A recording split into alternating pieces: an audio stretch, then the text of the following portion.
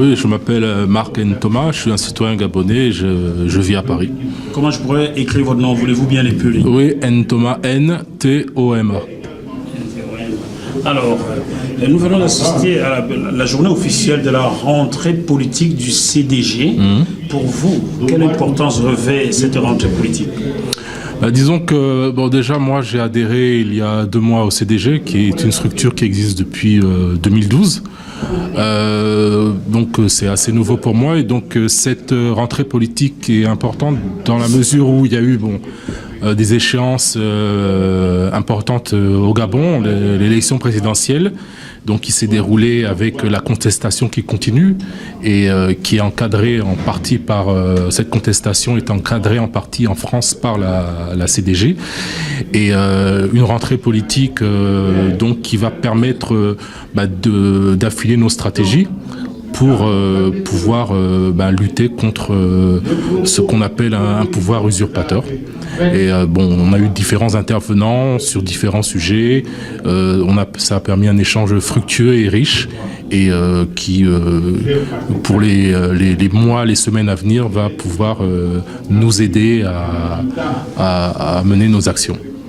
Alors, parlons d'actions. Quelles sont celles que vous avez souvent menées sur le terrain?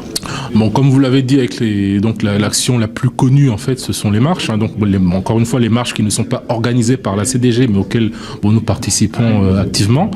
Donc, c'est vraiment les premières actions.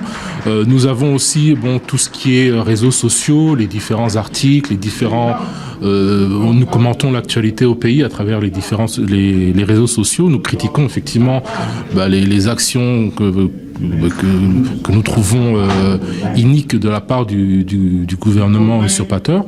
Donc tout ça, ce sont notre façon de manifester notre désaccord avec ce qui se passe au Gabon.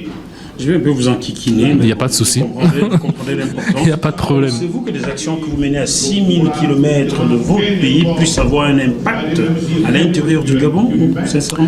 Alors, psychologiquement, je pense. Puisque effectivement les ressortissants, enfin nos frères, nos compatriotes qui sont sur Libreville et le reste du Gabon, sachant qu'il y a une forte mobilisation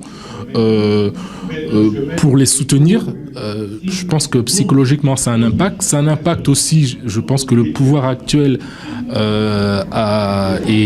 est embêté, entre guillemets, fragilisé quelque part par cette forte mobilisation.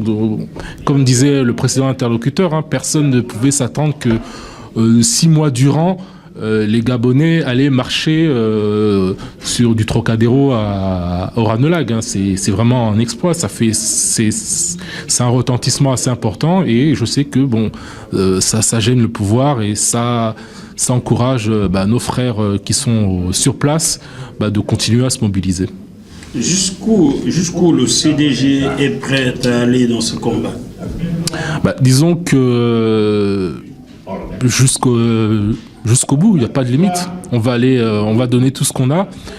Chacun à son niveau et on va aller jusqu'au bout jusqu'à temps que le Gabon soit libéré. Y a-t-il une question que vous auriez aimé que je vous pose et que je n'ai pas pu deviner? Non, je pense qu'on a fait le tour. On a fait le tour. Okay. Voilà. Merci beaucoup. Merci à vous. Et vous êtes la bienvenue sur le plateau JMTE+, quand vous le souhaitez. D'accord, c'est gentil. Merci bien. Je vous en prie.